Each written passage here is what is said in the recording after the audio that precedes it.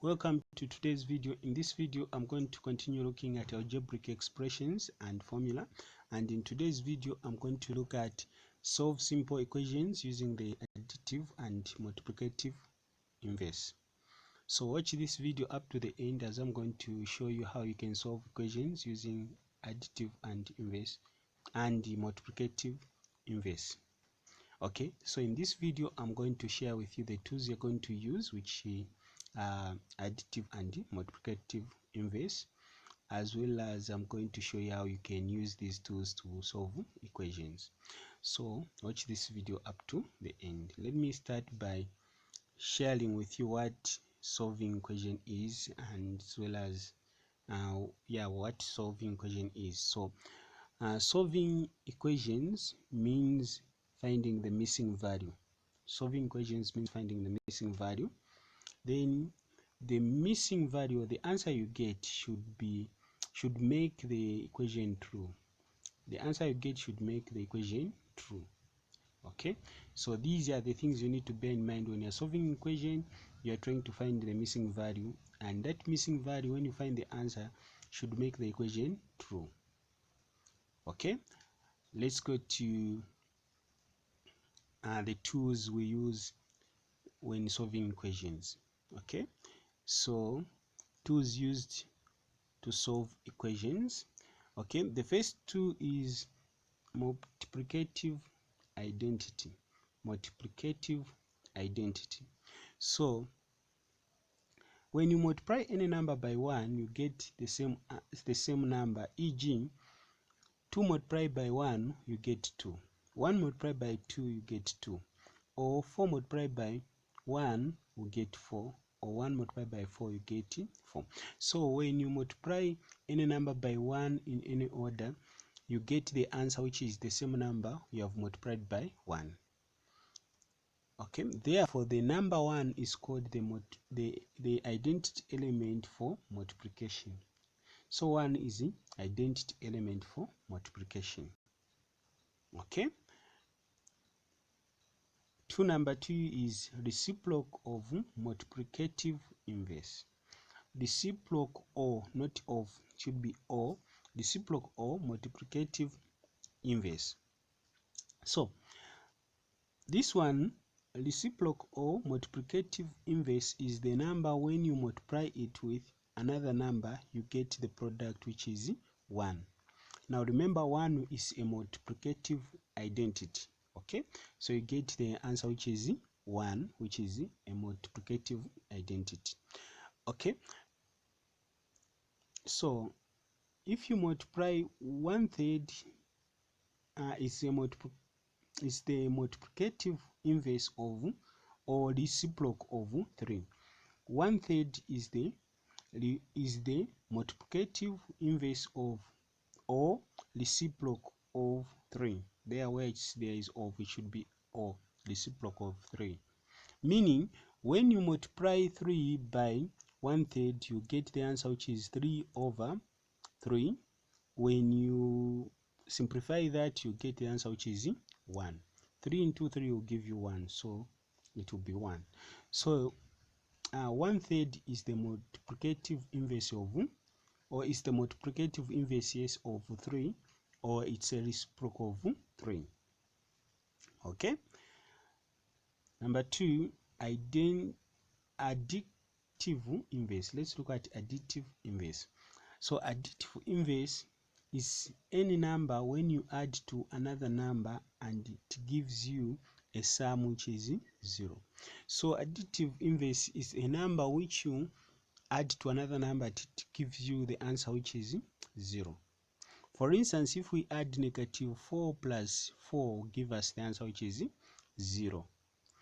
Therefore, -4 and 4 are additive inverse, okay, of each other. So -4 is additive inverse of 4, and 4 is the additive inverse of -4. Okay, we go to the final one, which is additive identity number. So when you add 0 to any number in any order, you get the same sum. 4 plus 0 will give you 4, and 0 plus 4 will give you 4.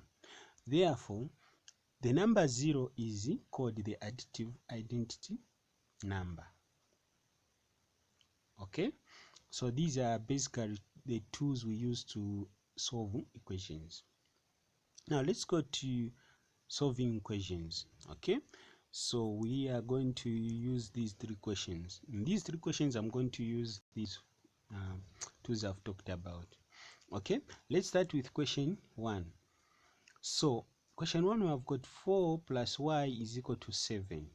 Okay, so I'm going to write this one down. Now as you can see here, we're adding. That means we're going to use additive inverse, which is going to help us there. Okay, so additive inverse is any number when you add it to additive inverse of 4 is a number that when you add it to 4, it will give you the answer, which is 0. So the number that can help us to get the answer 0 when we add it to 4 is negative 4. So we're going to add both sides. We're going to add negative 4 to both sides. We're going to add 4. We are going to add negative 4 to both sides. So we're going to say negative 4 plus 4 plus y is equal to 7 plus 4 plus negative 4. Okay, negative 4 plus 4 plus y is equal to 7 plus negative 4, which will give us negative 4 plus 4 will give us 0, then plus y, then equal to 3, because 7 plus negative 4 will give us 3. Okay, then 0 plus y will give us y, which is equal to 3. So the value of y is 3. Okay, so we have solved the equation, and remember we are told the final answer should make the equation true. So if we put 3 where there is y, so we are going to have 4 plus 3, which will give us 7. So the answer 3 is correct. Y, the value of y is 3, because when you put 3 there, the equation will be true. Okay, so now we can go to question 2. Okay, we have got 21 is equal to 7p. Okay, so in this equation, I'm going to write it down here. In this equation, we have got we can see that 7 is multiplied by p. That means we will go to multiplicative inverse, okay, or reciprocal. So since we are multiplying there, we go to multiplicative inverse. Okay, so what we're going to do there is we're going to multiply both sides by the inverse of 7, which is 1 over 7. So we're going to say 1 over 7 multiplied by 7p. Then we are also going to multiply 21 by 1 over 7. So we'll say 1 over 7 multiplied by 21. 1 over 7 multiplied by 21. So both sides we're going to multiply by 1 over 7. Then what we're going to do, we're going to do the actual multiplication now. Before we do any actual multiplication, we're going to simplify, where we're going to divide the number on top with the number which is down, the numerator divided by the denominators. Now you can see that there on top we have got 7, and down we have got 7 on the right side of the equal sign. So we can cancel out the 7 down and the 7 on top. Then there we're going to just remain with 1 multiplied by p. 7 down and 7 on top, they have cancelled each other out. Then we will go to the left side as well. We cancel out 7 down and 21, because we know that 7 can go into 21. So we're going to cancel out 7 down and also 21 there on top. So 7 into 21 will go 3 times. Okay, that means we have remained on the left side with 1 multiplied by 3. 7 has been cancelled out, and on the right side we have remained with 1 multiplied by p. So let's start multiplying. 1 multiplied by 3 will give us 3, which will be equal to 1 multiplied by p will give us p, 1p, which is going to be 3 is equal to p. Okay, and that is the answer. So if we try to put 3 where P is, you find that 7 multiplied by 3 will give us 21. So 21 is equal to 21. That means the equation is well solved because the final answer has made the equation to be true. Okay, now we go to question 3. Question 3, we have got 2x minus 6 is equal to 18. So I'm going to rewrite the expression down here. Once I've done that, then I'm going to use both inverses, additive inverse and multiplicative inverse, because there you can see we are multiplying and as well as subtracting, so we can use those two inverses in this equation. So we're going to start with the additive inverse, which is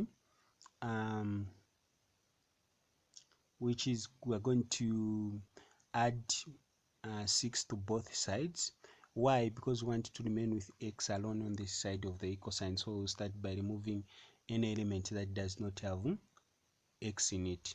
So when we're going to add both sides 6, so we're going to say 2x minus 6 plus 6, then 18, which is 2x minus 6 plus 6 is equal to 18 plus 6.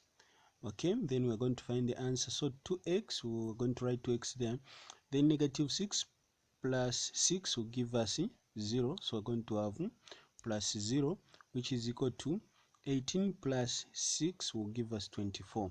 Okay, then we're going to add 2x plus 0 will give us 2x, which is equal to 24. Then we're going now to use the multiplicative inverse here now. So we're going to multiply 2x by its multiplicative inverse, and 24 going to multiply by the multiplicative inverse of 2. So we're going to multiply 2x by multiplicative inverse of 2 as well as 24 by multiplicative inverse of 2. Okay, so we're going to multiply 1 over 2 multiplied by 2x is equal to 24 multiplied by 1 over 2. Okay, then we're going to cancel out 2 down here and 2 on top there. Then we're going to remain with 1 multiplied by x, which is equal to, then we're going to also cancel 2 down, then 2 into 24 will go 12 times. Then there we're going to remain with 12 times 1. Okay, so 1 times x will give us x, which is equal to 12 times 1 will give us 12, and that is the value of x. Okay, so we have found the value of x. So the value of x is 12. So if we put 12 where there is x, we are going to have 2 times 12 will give us 24. 24 minus 6 will give us 18. So the equation also has been made true by 12. That means the answer is correct. So basically this is how you can use the multiplicative inverse as well as additive inverse to solve equations. If you have got questions, you can ask in the comment section. Otherwise, this is what I had for you today. Thank you so much for watching. It has been easy learning Z Mathematics. The future is bright. See you in the next video, and God bless you.